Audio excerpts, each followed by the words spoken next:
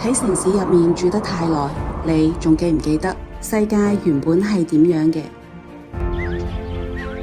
木屋上面升起嘅渺渺炊煙，馬蹄聲滴答滴答咁踩過雪地，冷空氣好似潮水咁湧過嚟，望落去係一片無邊無際嘅雪原，仿佛一瞬間就走入咗一個冬日嘅仙境。呢一程唔只係一次旅行，係對冬天最純粹嘅想象。禾木唔只係一個地名，佢係一種冬天嘅感覺。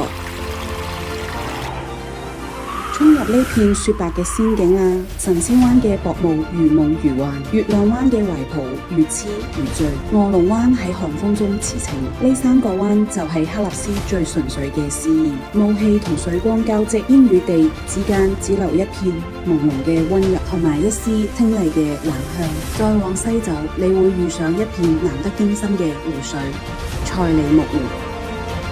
望向佢，你會睇到一種藍，清澈嘅喺遠方而嚟。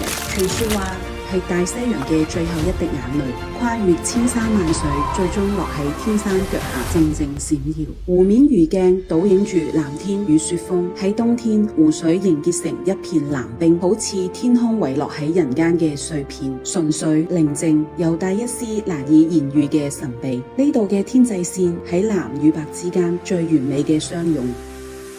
簡單，但係震撼人心。再望下魔鬼城嘅雅丹土丘，佢哋就好似一群凝固咗嘅野獸，靜靜咁佇立。魔鬼城嘅大風就好似魔鬼喺度吹奏一支無形嘅號角，而風沙就好似一層層輕輕飄動嘅沙。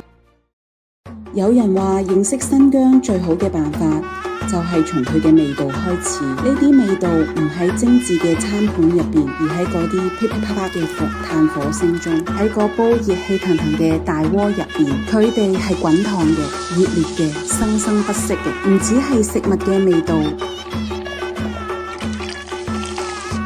係生活嘅味道，係新疆跳動緊嘅心臟。